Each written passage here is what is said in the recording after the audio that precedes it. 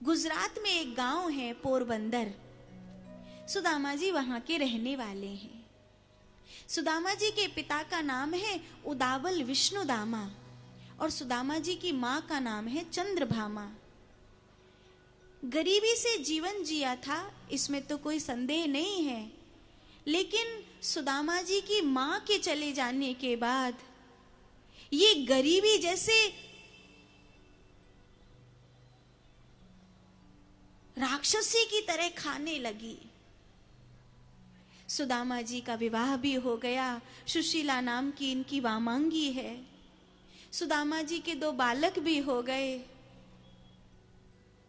लेकिन जब अपने बालकों को भूख से बिलबिलाते हुए देखते हैं, वर्षा में छप्पर से टपकने वाला पानी,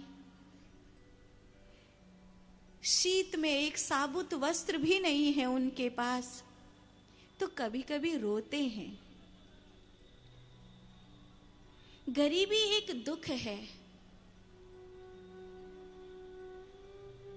हम चाहते हैं कि हमारे द्वारे से कोई साधु भूखा न जाए।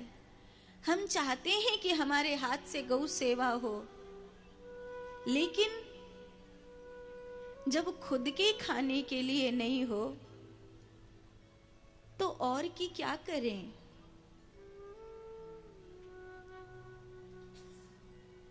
शायद आपने वो दिन देखा है या नहीं देखा, आप में से किसी न किसी ने तो देखा होगा कि जब गरीबी में कोई साथ नहीं देता और अपने बच्चे भूख से बिलबिलाते हुए दिखते हैं, उस समय भगवान से भी रूठ जाने को मन करता है। मैंने देखा है वो दिन, मैंने देखा है वो दिन जब घर में 3 दिन तक खाने को कुछ भी नहीं था और जो सगे वाले होते हैं ना, वो जब धन था तब दूर से ही प्रणाम करते हुए आते थे।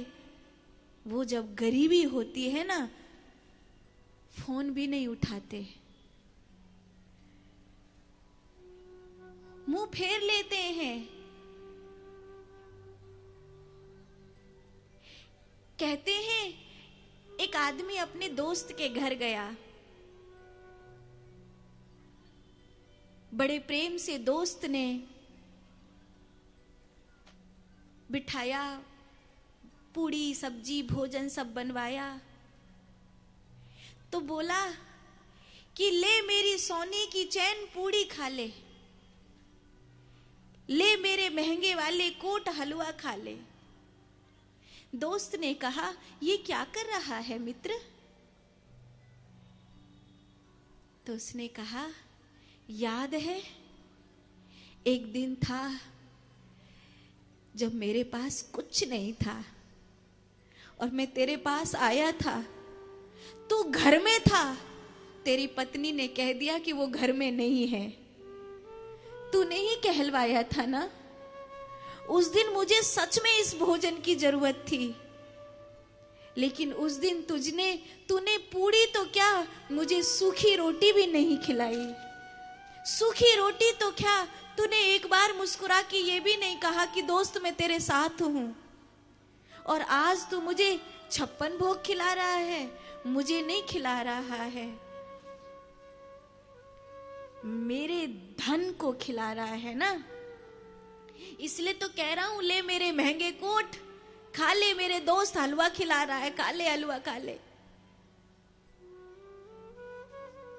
जब जरूरत थी तब तो तू भीतर से निकल के भी नहीं आया, तूने मिलने से इनकार कर दिया। गरीबी एक कलंक है और सज्जन व्यक्ति के लिए तो बहुत बड़ा कलंक है। एक चक्रसेन नाम का ब्राह्मण था, सुदामा से बोला, ऐसे तो कुछ मिलता नहीं है, चल राजा के घर चल, वहां तुझे बहुत धन दिलवाऊंगा। राजा के घर गए, राजा शराब में धत्त था, बोला, सुनाओ, मेरी प्रशंसा में कोई शब्द सुनाओ। सुदामा जी उसे प्रशंसा में कुछ बात कहने की बजाय ये कहकर और चले आए कि ये मांस मदिरा का त्याग करो।